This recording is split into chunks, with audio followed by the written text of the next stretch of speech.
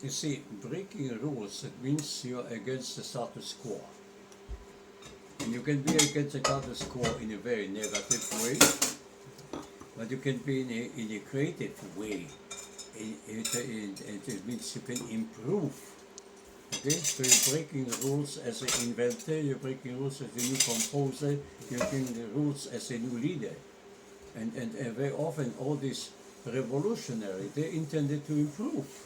Of course, then being forced by the situation, they had to go negatively and became some kind criminals, because they were like in Marxist, the proletarian dictatorship. Anyway, my point is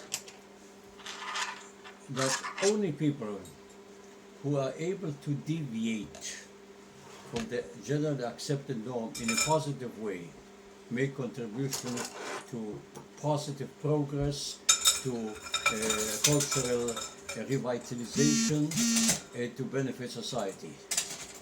Only those. The other ones are bread consumers, they're not producers.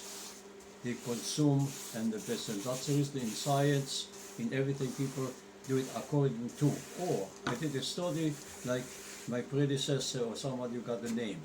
Or I can compose like Mozart, I can compose like Beethoven. But what does it mean? You are repeating something that was wrong. Can you go above? And here comes my conclusion that practically we become slaves of space and time. That we judge everything in this framework. We are unable to make it transcendental. Transcendental, go behind and above. When this is what I concluded in my study on attempting alternative society. That only societies which have transcendental ideology, not in space and time, communist, capitalist, they're limited to time and space. They don't survive long. You see what happened to our democracy, what happened to communists and so on. But you have here the Judeo-Christian tradition, for instance. Although all the different negative manifestations by people or implementation, it survives somehow. It means there is some element which is going above time and space. Okay? And this was in '84 when I presented this in the book. I got two voices. One criticizing, said this is so conservative, and the other said no. And now I can see, for instance, in Australia, in the textbooks, they quoted me that Borowski was right, that three things are necessary for function of the society. Leadership, not leadership only democratic, but charismatic and democratic, which has to be controlled in our culture.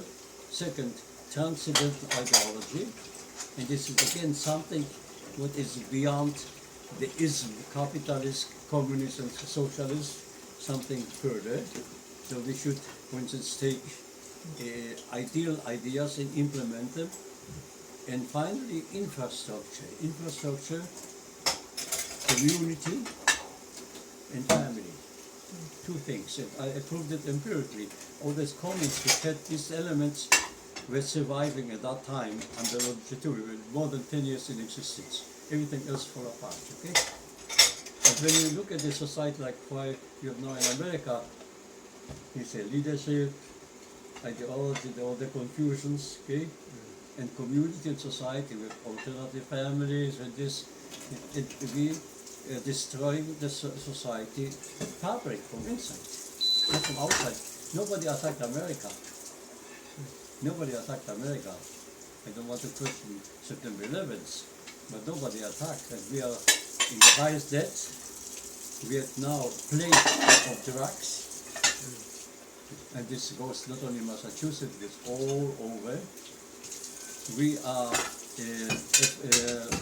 work ethics went down, very much so. And education, we spent per student most money in the world, and effectiveness, not very low, very low. Safety, security, safety, and you name it. So,